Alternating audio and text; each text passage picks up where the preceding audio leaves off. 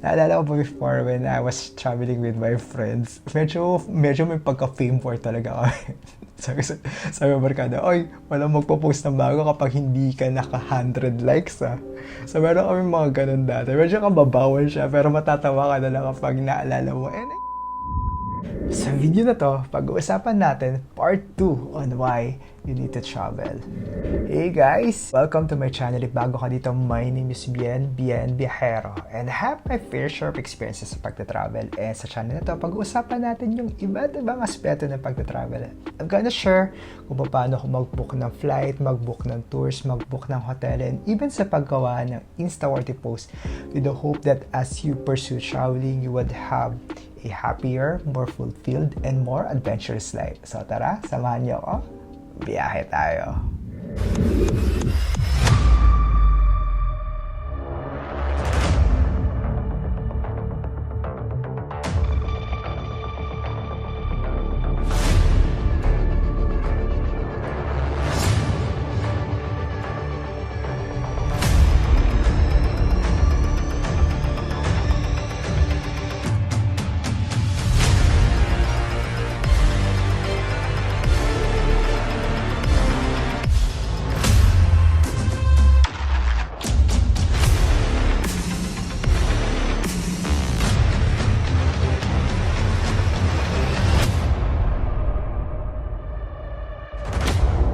Okay, as I've said, I'm going to share with you the part 2 of why you need to travel. Last time I've shared the first part, so let's deep dive now for the second part.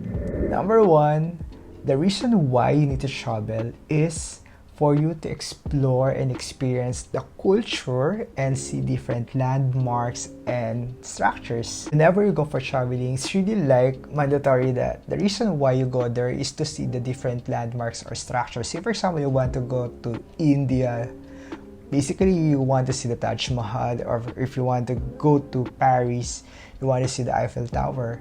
And if you want to go to Manila, maybe the Luneta Park.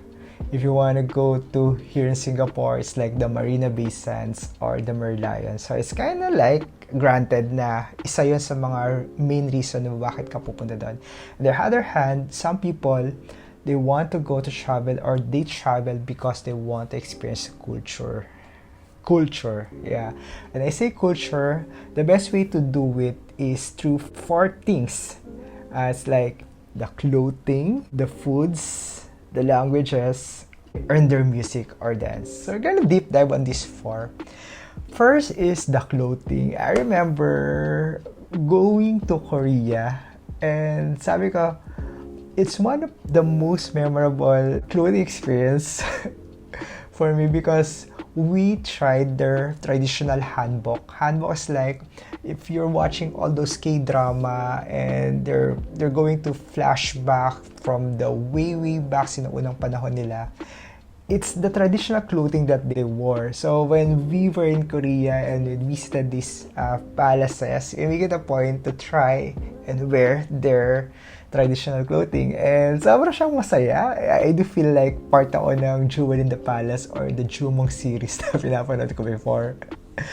Also, similar to Japan, if you want to go to Japan, you can try their kimono, or in the Philippines, we do have the barong at saya.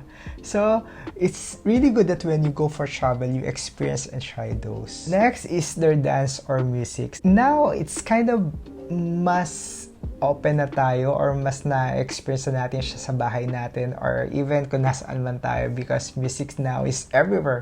Say for example, the K-pop. K-pop before is not that popular, but since it's all over around, parang kahit nasan ka, you will be able to experience the music of the Koreans. I think ang mga Koreans magaling talaga sila to share their culture to sa buong mundo. And like, hindi lang yung foods nila, yung K-drama nila, yung mga damit nila, even their music, talagang umiikot na siya sa buong mundo right now. Next is their languages. It's really good that when you go for travel, you try to learn, or maybe not just learn, but to try and speak the words or their languages. Say for example, when you go to Korea, it's like, annyeonghaseyo, or Kamsahamnida. When you go to Japan, it's like konnichiwa. When you go to Manila, it's like mabuhay. Pero we don't use mabuhay, di ba? It's like, oy, kamusta ka na? When you go to Paris, it's like bonjour, merci beaucoup. When you go to Greece, I remember it was like kalimera. So it's really good to experience different languages and different words from those different countries na papasyalan mo. And lastly, for me, one of the best way to experience the culture is through their foods. Yeah, yung foods nila. Thankfully, I'm such a foodie and sobra akong ma-explore ng mga pagkain. So whenever I visit a place or a country, I make it a point na at least matikman ko yung mga pagkain na specialty nung bansa na yon. Say for example, when we visited Vietnam, we tried to eat, it's a tabi ng karsada. It was really good. We tried their traditional pho, P-H-O, I think it's pho. It tastes so authentic. And when we visited Japan, it's like almost every other night nagra-ramen kami. And it's really delicious. Ibang-iba yung lasa niya if you're going to eat ramen kung sa ibang bansa. Say for example, sa Singapore, whenever I try to compare it to Japan, it's totally different because, yun nga, maybe because it's authentic dahil dun nga yun ginawa. When we visited Korea, the Korean barbecue, samgyeopsal, and remember there's this one na hinahalo.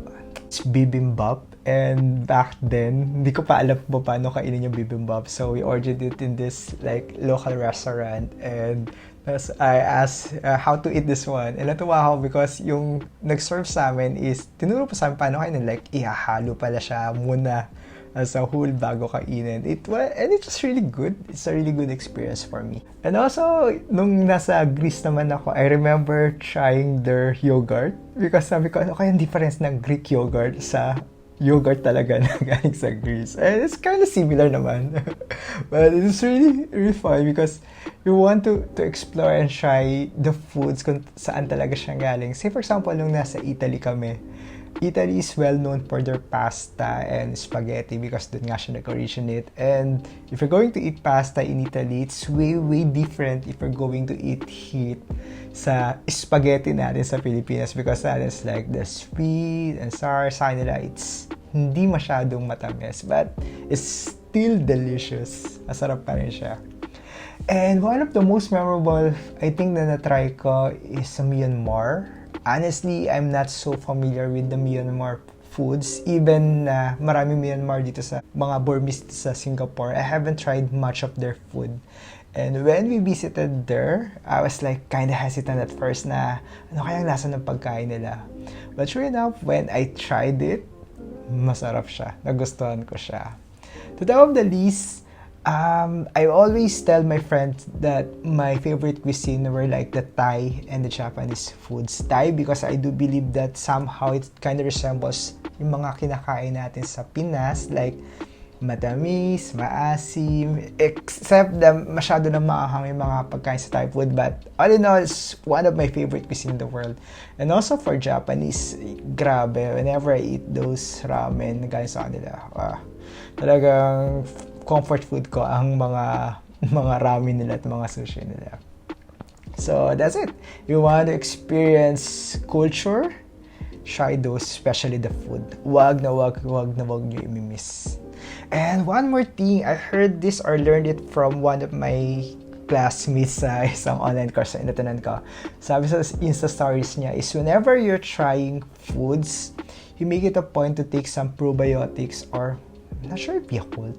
It kind of helps him to adjust sa mga pagkain because sometimes there are risks, especially if medyo maselan yung tiyan mo on trying different foods sa ibang bansa. Lalo na ako hindi sanay.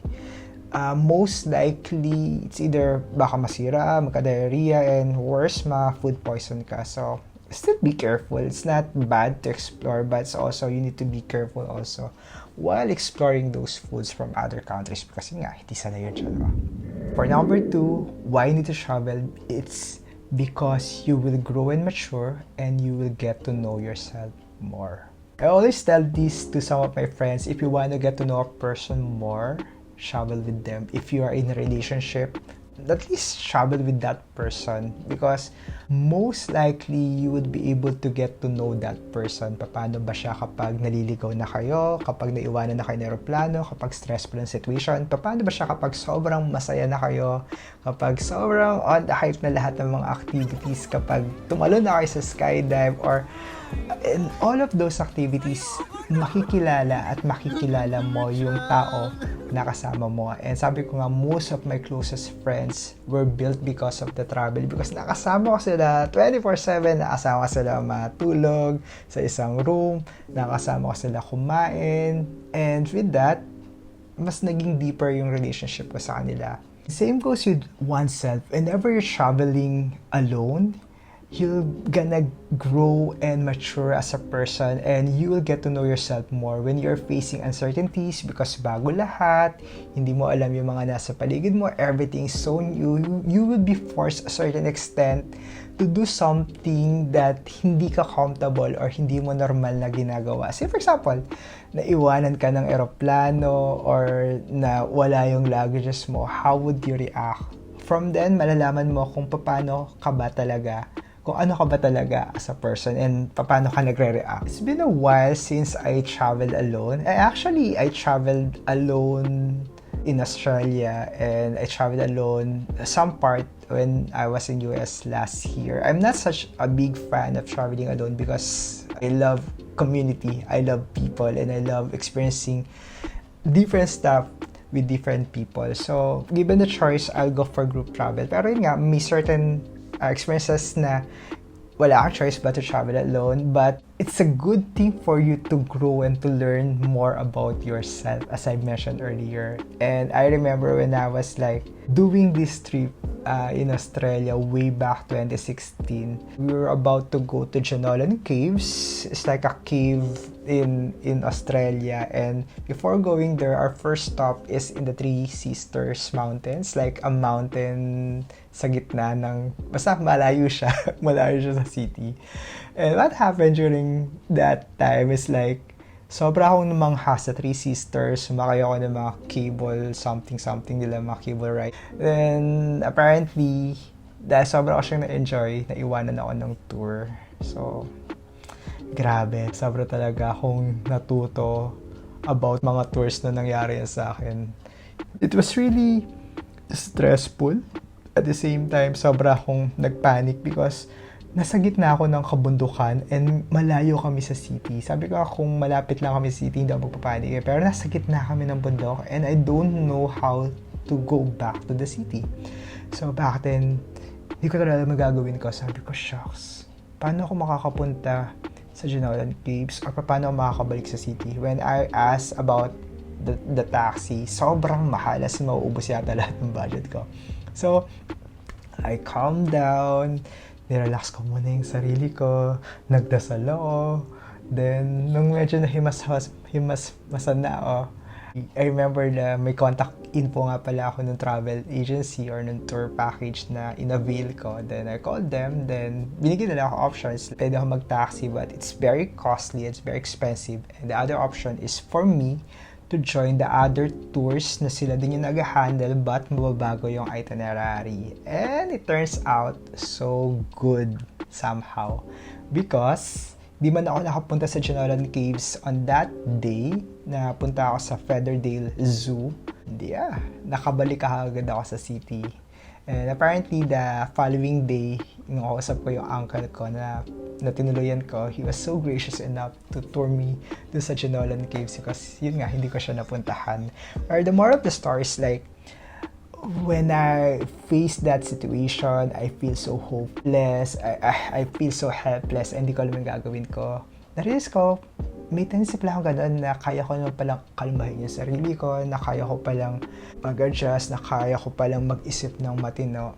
And it's a lesson learned for me. From then on, medyo naging careful na ako sa mga tour na ina-avail ko. Like, 5 minutes before the cut-off, dapat nandun na kagad ako sa sa meeting point. And it's a great experience. Yun nga, kapag nagta-travel ka alone, maraming instances or experiences na matutunan. Say, for example, yung sabi kanina, pag naiwanan ka ng flight, paano ka magre-react kapag nasira or nawala yung luggage mo, paano ka magre-react kapag may mga tao nang bago sa paligid mo, may mga different nationalities na mga kasama mo sa kwarto, how do you react or paano ka ba as a person with them? So those are the things na mas nasagot nung nagta-travel na ako because mas nakalala ko sa sarili ko, ganito pala ako kapag may ibang tao na. And a really good thing for me that I've experienced those things in my life. You get to know yourself more when you travel. Number 3, why you need to travel is it's a reset from your work or your daily activities or routine. I remember I was listening to this very popular podcaster. Walang kwenta podcast, direct Tonet Hadawan eh. I remember she mentioned that whenever she finishes a project or a film, she make it a point to go for travel. And I don't know if she used the word reset, but somehow I'm blessed with working in a company that allows me to fully enjoy my travel na walang nangiistorbo, walang work na tatawag sa'yo, walang work na mangungulit. Totally detached and totally reset ako sa work. So, whenever I go for travel, say for example, the 3 weeks that I've had like last year, totally wala ko na-receive na any messages or call from my boss or mga colleagues ko. Talagang they let me go and explore it. And it's a good reset for me because ramdam ko after 3 weeks, mas na-miss ko yung trabaho ko. Parang, I look forward to going back to Singapore and magtrabaho na ulit. Yeah, but after a week or two, parang, ay shucks, dami ko na ulit trabaho. But still, it's still a good reset. Lalo na kapag overwhelming na yung mga routines, yung mga trabaho. It's kind of good for you to slow down, to take a rest, and as I mentioned, reset. When you feel like things are so overwhelming, hindi mo na alam ang gagawin mo, make a pause, book that flight, and go. And you'll have a good reset for sure. Number 4 is for the likes, wows, and para mag-flex. Yeah, real talk na tayo dito. I'm guilty here.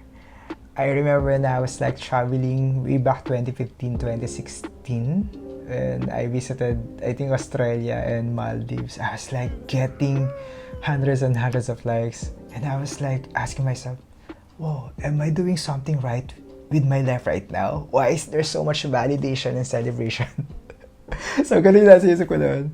So, back then, parang, wow, there's so much dopamine. And hindi ko alam kung bakit ganun yung naging reaction ng mga tao.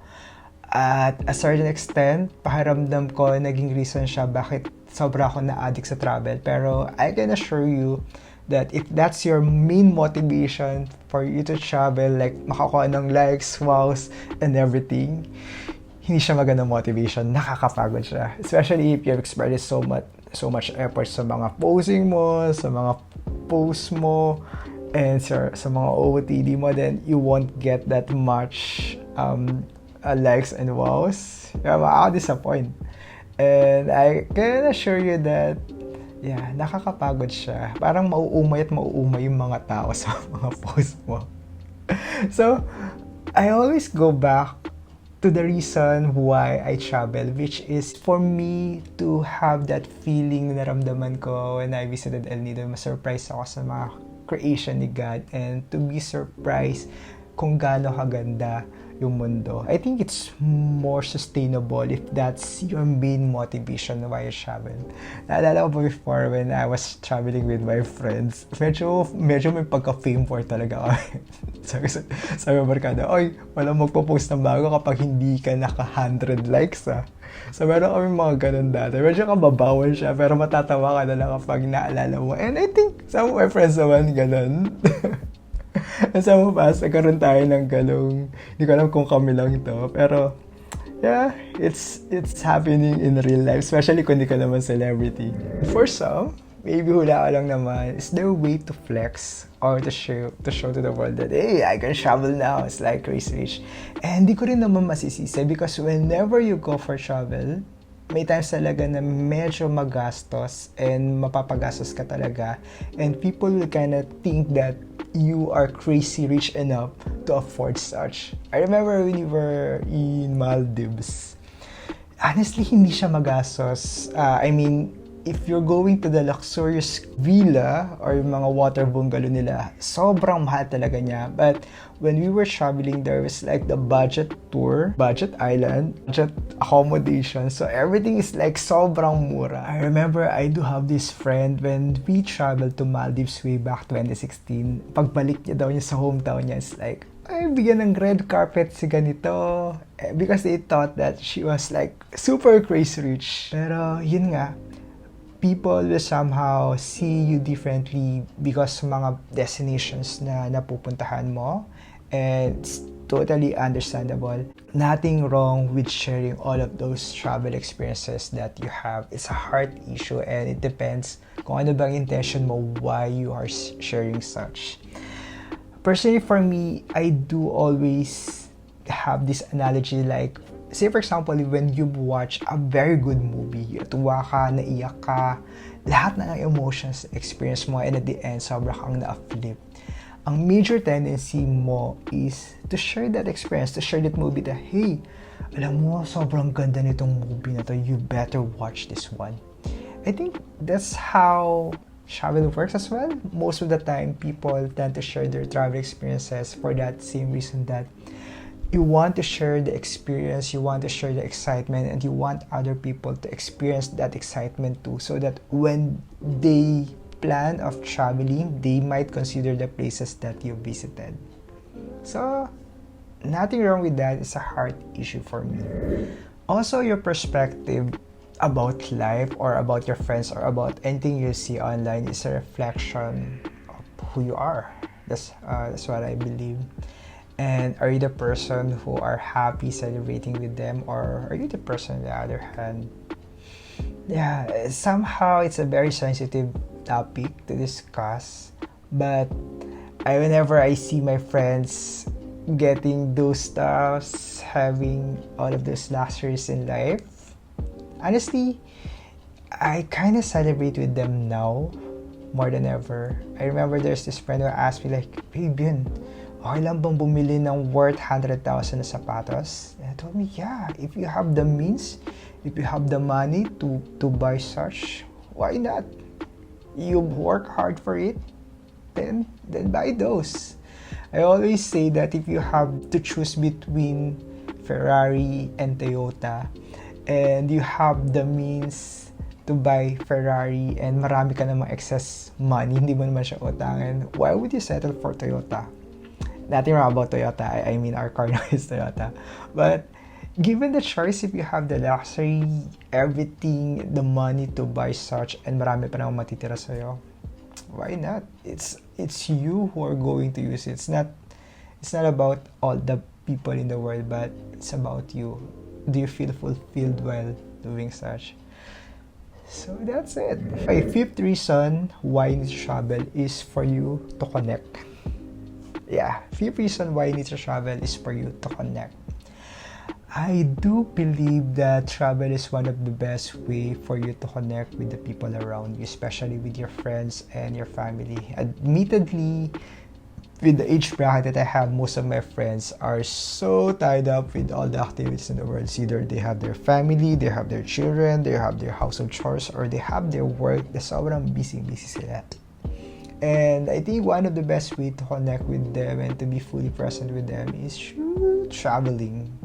I remember when I visited Bolinao last time together with my family. It's so fun, so cool because I get to connect with them. We're having fun. I talk so much to my aunties and to mga uncle ko.